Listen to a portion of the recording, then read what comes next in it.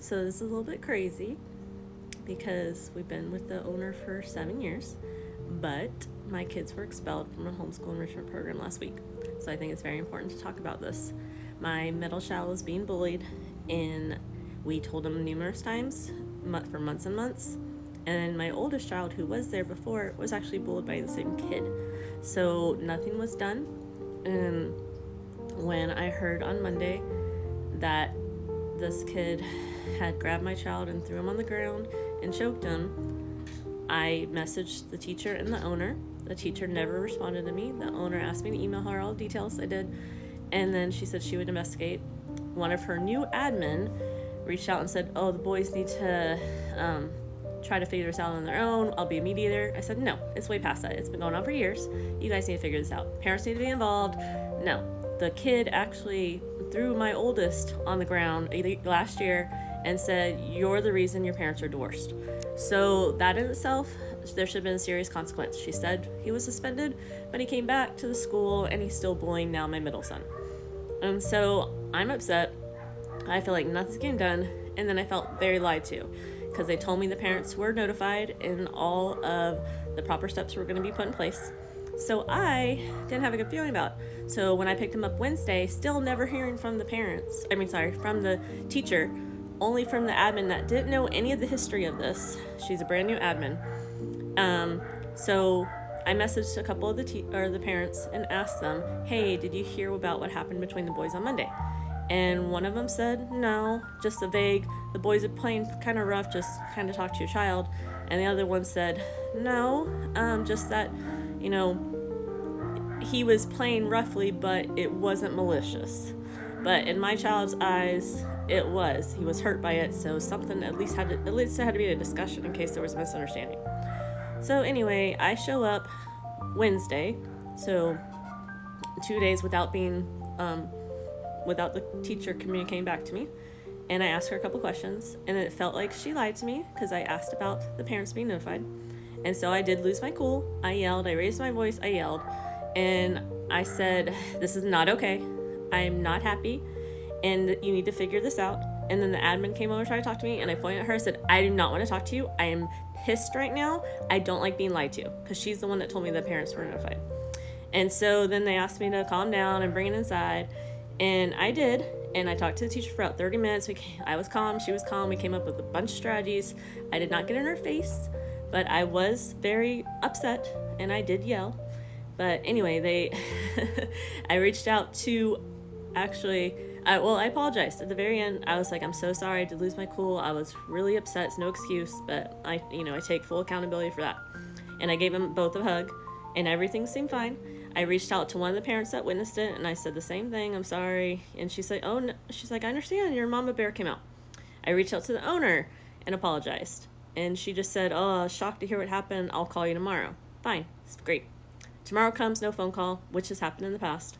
And then I get an email at 5:30 listing all this stuff that how the staff felt unsafe and that I was hostile and malicious and I berated a teacher and everything. And I'm just like, what? If you guys just would have done your job, none of this would have happened. And the teacher should have communicated with me on Monday when I told her my kid was getting bullied. She told me Wednesday when I confronted her, well, he puts his hands on kids too, and he calls kids names too. And I'm like, I've never ever been notified of this. Not once, ever. So why are you putting this back on him when he's the victim? But anyway, so at the end of her email, she said, staff doesn't feel safe, so your kids are officially expelled. And that was Thursday. And so I had no place for them to go Friday. And she still hasn't communicated with me. She still has not contacted me. She's supposed to call me, and it's a week later. So I'm just saying, I could have let my kids stay there without saying anything. I definitely had the wrong approach, and I could have handled it much better. All I want from them is some accountability that they could have handled things much better too. They could have taken the bullying more seriously. They could have communicated with me way better. But there's a lot of other things that they have done that I don't feel they have not done it the right way at all. And there's just a lot to it. But basically, just do what's right. I made it right. I was wrong. I apologize. I made it right. I held myself accountable. So do the same thing. That's what we're supposed to be teaching the kids. Like, that's the whole thing. This is a nature school, a homeschool enrichment program where it's mostly like about, emotional awareness and self-regulation and learning these skills that you don't get to learn in other schools. And they're not even following through with what they do. They are, instead of, they say they're feeling unsafe, but they're actually, it's them confusing being uncomfortable with feeling unsafe. They do not like confrontation. They never call me when something serious happens. They try to do it through text, and I'm like, no, we need to have a discussion. So pick up the phone and call me, or I'm going to come in person, and that's going to be even more uncomfortable for you. Well, anyway, I just want you to be your child's advocate. My children did not feel safe. They felt bullied. They did not feel protected. And it's by the people they love and trusted. The owner, we've known her for 7 years, for more than half of my kids' lives. Most of their lives. My youngest son, his whole life. Like, it's just insane that it's come to this, and now they won't communicate with me, and I'm the bad guy.